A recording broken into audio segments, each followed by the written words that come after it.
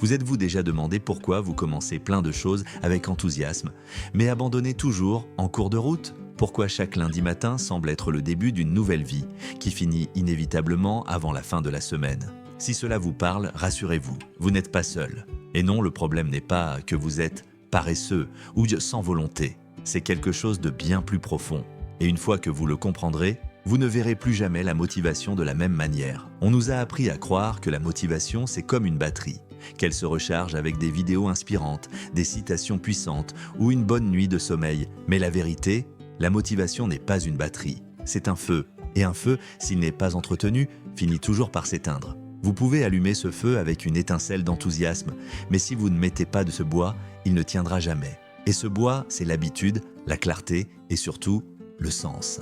Voilà pourquoi vous perdez votre motivation. Vous ne savez pas comment alimenter ce feu. Prenons un exemple simple. Imaginez que vous êtes en train de monter une montagne. Au début, vous êtes plein d'énergie. Vous voyez le sommet au loin, tout semble possible. Mais plus vous grimpez, plus vos jambes deviennent lourdes. Et un moment arrive où vous ne voyez plus le sommet. Vous êtes dans la brume, il fait froid, vous êtes fatigué. À ce moment-là, ce n'est pas la motivation qui vous fera continuer. C'est la clarté, la routine, le pourquoi profond qui vous pousse à avancer, même quand tout en vous vous dit d'arrêter. Et c'est là que beaucoup abandonnent.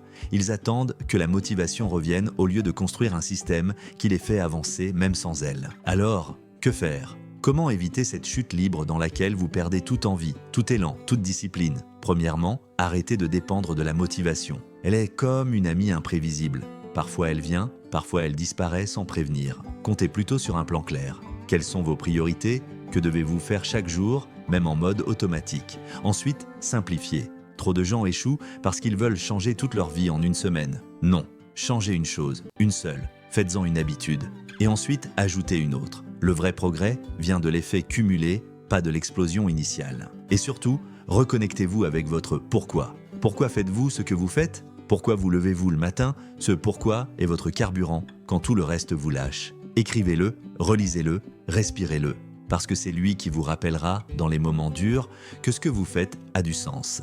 Que ce n'est pas juste une tâche de plus, c'est un pas vers une vie que vous méritez. Vous voyez, la motivation n'est pas ce qui crée l'action. C'est souvent l'action qui recrée la motivation. Un pas après l'autre, même petit, même lent, chaque mouvement compte. Alors, au lieu d'attendre le bon moment, commencez maintenant.